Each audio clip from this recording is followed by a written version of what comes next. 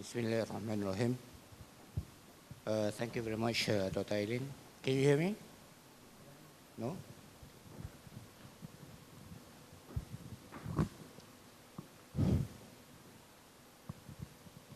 Is it better now? Yeah. All right. Brother Mustafa, thank you so much for being our guest again for the fourth time. And you're here for the fifth time, right? With one side full. Yeah, with one side full, yeah, I know. Once with one side full. Yeah. And Dato' Rizwan, YB Saran Sungip, my mentor and my murabbi. We are very happy because we managed to translate this, and I think what Mustafa Yul had mentioned just now, I think it was the gist of everything, what we wanted to talk about. But I'm going to basically to try and explain this particular issue probably in more of a medical doctor way, you know, trying to understand this particular issue. And you know, I've written quite extensively in the preface of the book, right? So I wouldn't be repeating myself, but I would just like to take some key points out of what I've written. And as you know that, as mentioned by Dr. Eileen just now, the CEO of Islamic Strategic Institute, I think ISSI, had written a rebuttal against what I've written in the book. But I think that, you know, the most important thing is to understand what are the things that we wanted to highlight in this particular book. All right. So now, as a medical doctor, we approach it by putting a problem statement. So what is a problem statement? A problem statement for us is that Muslims are in a state of civilizational decline and intellectual stagnation, right? Why? Because we see nowadays, like even recent statistics have shown that we have like 46 Muslim countries. But if we combine all these 46 Muslim countries, we produce just 1% of the world's scientific literature. And Spain, which is not known to be a powerhouse in intellectual journals and publications, basically in a single year produced more than what the entire Arab world has produced in the past 1,000 years. In the past 1,000 years, they had produced less scientific papers as compared to Spain in 1 year. And research in Arab country, because if you look at some of the recent research, because I have been reading some of the research work of other counterparts in other parts of the world. And when I look at these Arab, for example, researchers, and you know what was their research? It was about the wing of a fly, that, like whether they wanted to prove of this hadith that says that, if a fly falls, then you have to drain both, because one wing will contain the poison and the other wing will contain the antidote. So they wanted to prove that. And that was the scientific research that I found. And like this is a kind of research that they are going up, because it goes back to what Brother Mustafa mentioned. It's about the understanding of this literal text, right? Understanding text literally, meaning to say that they took it as it is, without thinking. Next. Well, normally medical doctors, they will go to diagnosis at the end, right? But I wanted to kind of change it a bit and saying that what would be my diagnosis, It's just like what Brother Mustafa had mentioned. After thinking and reading and basically doing very extensive research on this particular aspect of the decline of the Muslim civilization, I realized that there were many reasons. There were about invasions of other superpowers, invasions against the Islamic civilization, and so on and so forth. I do not discount that. They were external factors. but the main internal factor was the death of reason and rational thinking, right? It was because of this, what Brother Mustafa had mentioned about the obsession of Muslims with text and the understanding of text literally as what was mentioned in a text without any understanding of the allegorical meaning or metaphorical meaning of the text, right? So, meaning to say, like, as Muhammad Abdul had mentioned, like, because Brother Mustafa mentioned Muhammad Abdul, when he looked at the second coming of Jesus, so he didn't understand it in terms of the text itself. He didn't see that the second coming of Jesus as the real second coming of Jesus, breaking the cross and killing the pigs, for example, in one hadith, right? But he understood it as the prevailing justice and peace that would occur at the end of time, and that the breaking of cross would signify the what they call deconstructing the idea of Jesus, the divinity of Jesus. There was basically, I think they came up with this concept during the Nicene what they call conference, right? At that time. So the Nicene Council at that time gave this divinity to Christ, and the break, what you call the, when what he understood by or what he tried to explain by the second coming of Jesus, breaking the cross, meaning to deconstruct that theology, right? And killing of pigs, basically it was the implementing of the true Sharia, right? So that's an example of what, what I meant by saying that, to understand it metaphorically and not literally. Next. We look at the pathogenesis. Pathogenesis means that how did we reach that stage? How did we reach to that particular diagnosis of this problem? One, I think this was also mentioned by Brother Mustafa just now about occasionalism, right? The denial of causality or negation of a cause and effect relationship between any two occurrences. So meaning to say, if you look at Muslims nowadays, they tend to believe more in supernatural things, right? So, or anything that goes against what is known as natural laws, as what the words being used by Brother Mustafa just now, to something that is will of God, right? Because to them, to many Muslims, God is not bound by his laws. The laws were created by God, but God is not bound by laws.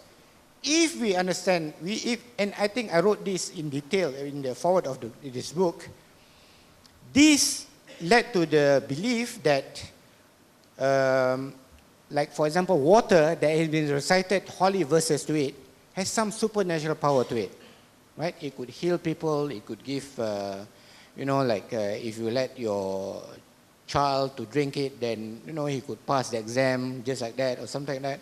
It's something supernatural that is there in the Muslim mind nowadays.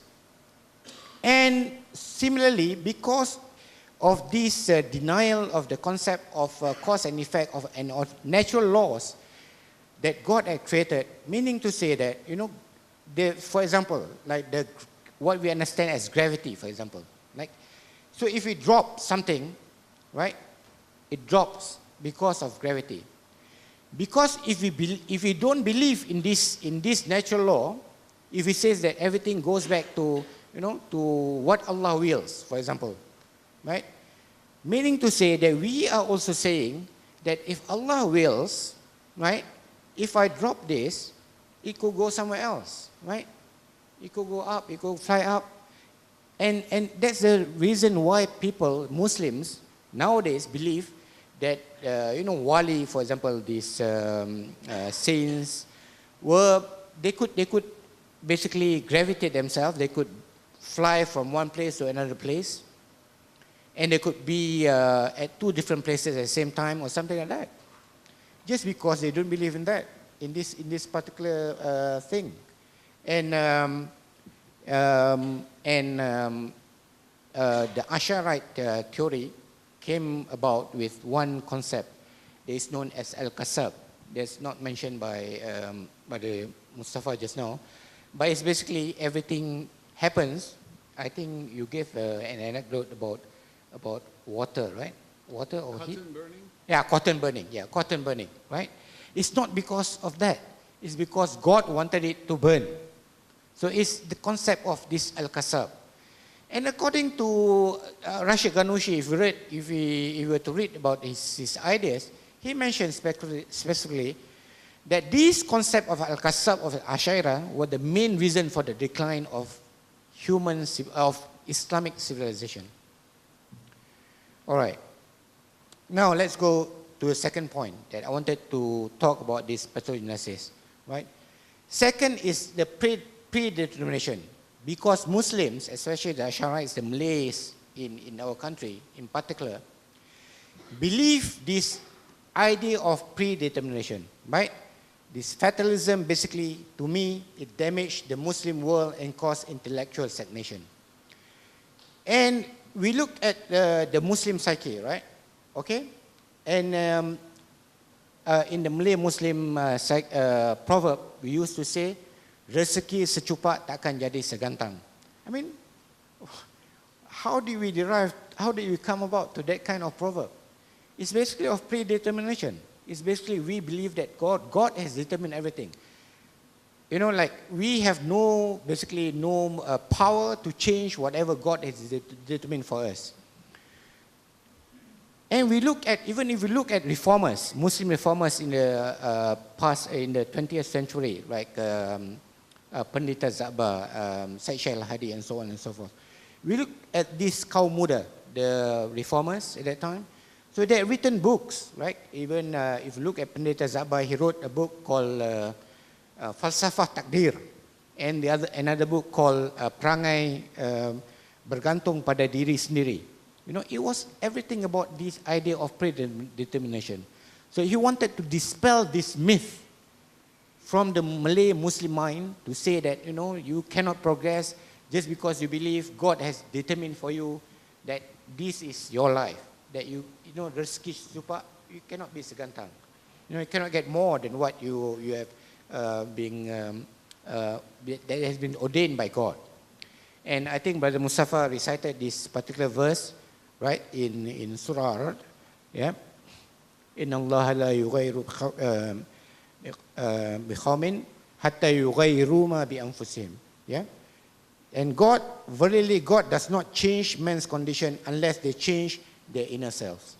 Wish to me is an illustration of the divine law of cause and effect that is known as Sunnatullah.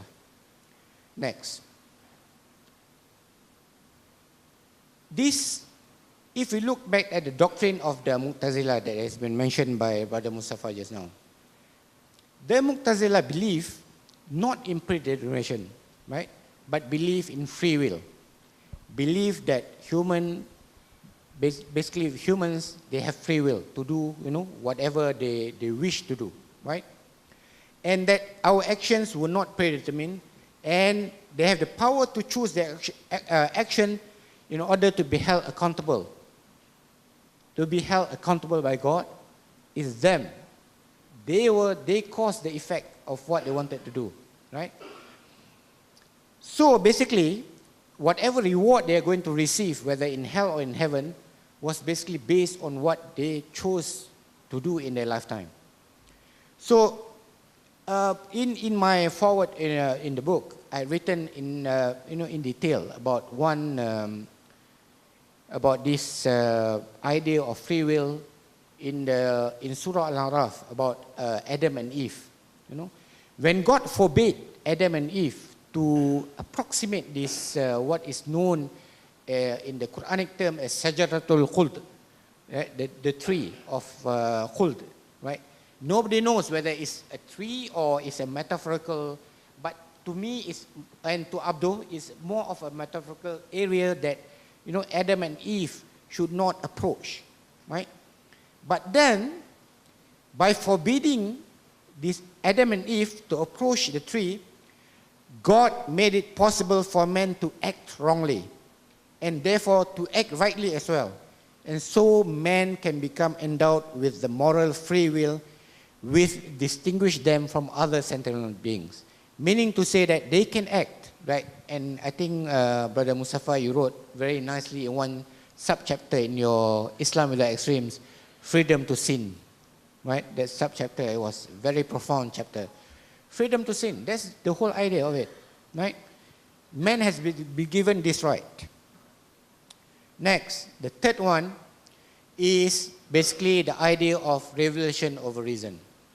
You know, the problem now is that the Muslims, particularly in this country, believe that reason must follow revelation no matter how irrational it seems to the critical mind, right? But it's totally against what Abdul had been trying to explain, right? Everything, reason and revelation should be companions, should come hand in hand. Meaning to say there cannot be any conflict between revelation and reason. Everything must be compatible between the two. They are, in Abdul's words, as close friends, right? And he says that if man cannot use akal properly, he remains incapable of showing due respect to God who created him. Meaning to say that we must be able to use our rational faculty and our intellectual faculty. And if we look at certain verses in the Quran, for example, in Surah Ali Imran, yeah, Inna fi khalqis samawati wal ard waqtilafil layli wan nahari la ayatin li ulil albab. God says that indeed in the creation of heavens and the earth and the alternation of day and night are signs for those who think, right? Those who reflect, ulil albab. Meaning to say that God asks us to use our intellect, our akal, our reason, right? Our intellectual faculty, in order for us to understand this, what they call the scientific laws of the universe that has been created by God. So we have to use our akal and our reason to understand this. And that is where we can get, we'll be able to achieve new scientific discoveries. So finally, I would say that, you know, what would be the treatment and management for this particular problem that we are facing? To me, that, you know, like the only possible antidote that we can treat this condition is basically to rejuvenate the rational thinking as expounded by the Mu'tazilite. I would say that even though there were accusations against us who were trying to bring back the creed or the theology of the Mu'tazila, but what we wanted to say is that what we are more focused is basically to bring back the way the Mu'tazila think, right? So the way they think, that's the most important thing that we have to emulate. One, right, is basically in the acceptance of the natural laws of God, right? Because if you look at this verse in Surah Al-Fatir, verse 43, فَلَنْ تَجِدَ لِسُنَّةِ اللَّهِ تَبْدِيلًا وَلَنْ تَجِدَ لِسُنَّةِ اللَّهِ تَحْوِيلًا. But never will you find in the Sunnatullah any change, and never you will find in the Sunnatullah any alteration. Which means that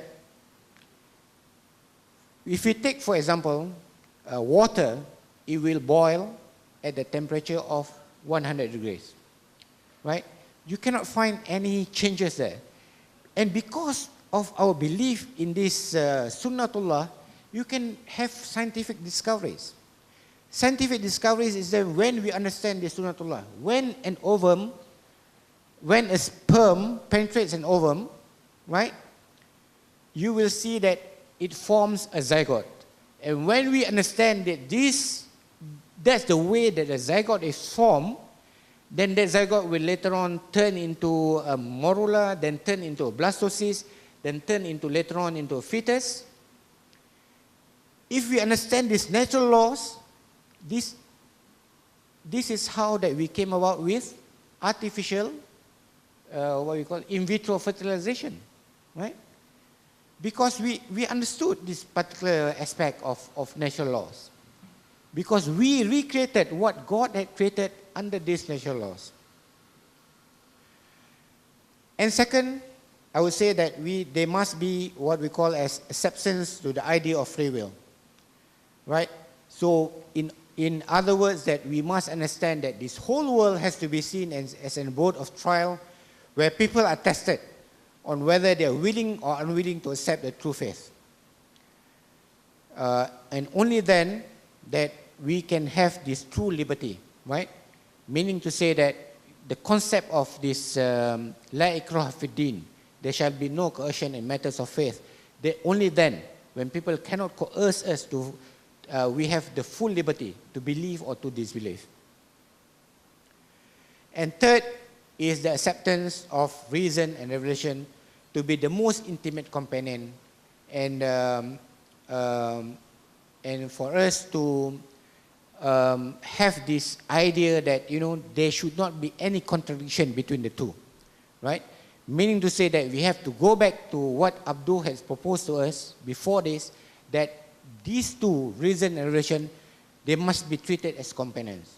One must help the other, as Brother Mustafa has said, that you must be able to decipher the meaning of text by using what is given by God through your intellectual faculty. That is all that I wanted to say, and I would like to thank Brother Suhaib for translating this book, and we hope that it will be quickly read by most of you, and hopefully that it will be able to achieve its objective to rejuvenate the thinking of Muslims in Malaysia. Thank you very much.